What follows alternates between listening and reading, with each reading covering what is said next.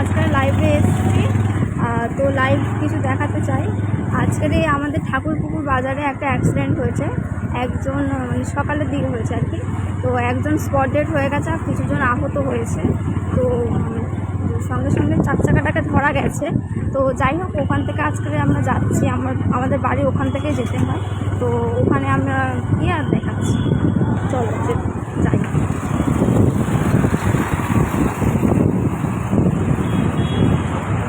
তো ওই সময় আমরা ওখানেই ছিলাম, এই যে ঠাকুরপুকুর বাজার। যে সময় অ্যাক্সিডেন্ট হয়েছে ওই সময় আমরা ওখানেই ছিলাম, কিন্তু বুঝতে পারিনি মানে স্পট ডেড হয়ে যাবে। বাজারে জানি না সিল করে দিয়েছে কি জায়গাটা।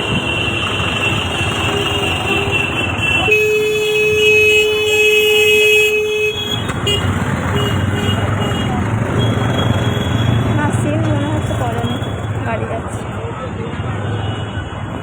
কোন জায়গায় অ্যাক্সিডেন্ট হচ্ছে সেটাও এক্স্যাক্ট জানি না। এই খবরটা অলরেডি খবরে ছাপানো হয়ে গেছে।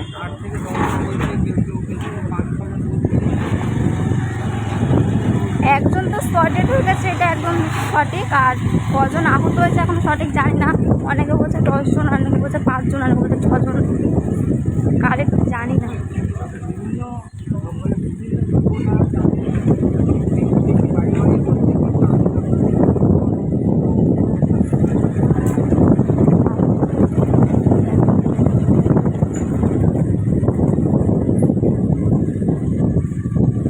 কোথায় অ্যাক্সিডেন্টটা হয়েছে ঠিক জানি না। আচ্ছা, আজকে যে অ্যাক্সিডেন্টটা হলো কোথায় হয়েছে?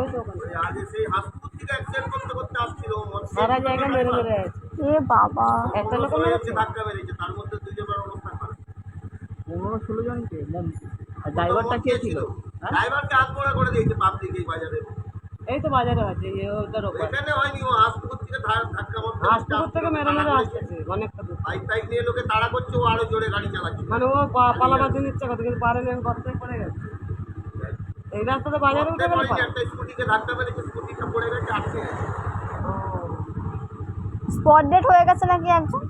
না, স্পট হয়নি, হসপিটালে অ্যাডমিট আছে সবাই। একজনকে যাকে টেনে নিয়ে গেছে তার অবস্থা সিরিয়াস, 10 লাখ টাকা চেয়েছে অপারেশন করতে, ক্যালকাটায় আছে, ক্যালকাটায় আছে, জ্ঞান নেই। টেনে নিয়ে গেছে আমাদের ওই মাছবাজারের ওখানে, হ্যাঁ ওই লালের দোকানের ওখানেই বাড়ি, রেশন দোকানের পাশেই। ওনার নামটা কি বলতে? আমার তো স্পট এখন যা শুনলাম, স্পট ডেড হয়নি কেউই।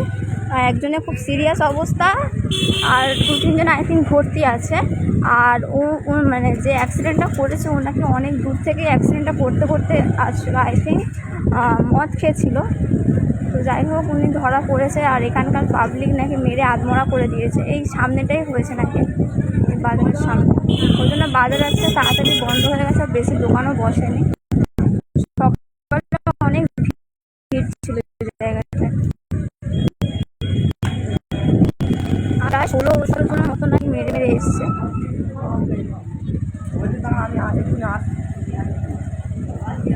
গাড়িওয়ালাটা নাকি মদ খেয়েছিল।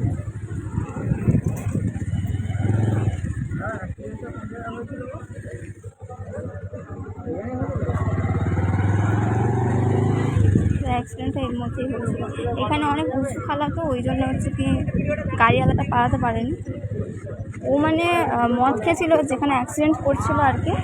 তো ওখান থেকে পালানোর চেষ্টা করছিল, কিন্তু এখানে গাড্ডায় পড়ে গেছিলো এবং একটা স্কুটিকেও নাকি ধাক্কা মেরেছিল। ওই সামনেটায় হয়েছিল, যেখানটা দেখানো।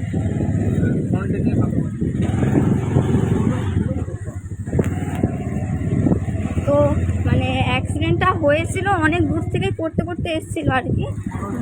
15-16 জনের বেশি নাকি আহত, মানে অ্যাক্সিডেন্ট করতে করতে এসেছিলো। আর উনি পালাতে পারেনি, যিনি করেছিল বাইকে করে তাড়া করছিল নাকি, তো পালাতে পারেনি।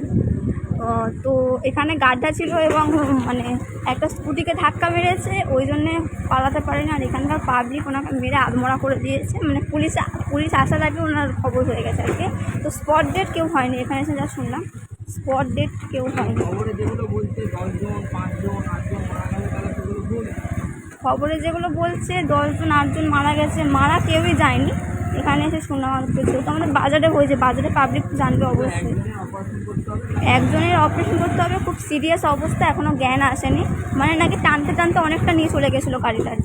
তো ওই জন্য ওনার সিরিয়াস অবস্থা, ক লাখ টাকা চেয়েছে অপারেশনের জন্য, 10 লাখ টাকা চেয়েছে অপারেশনের জন্যে।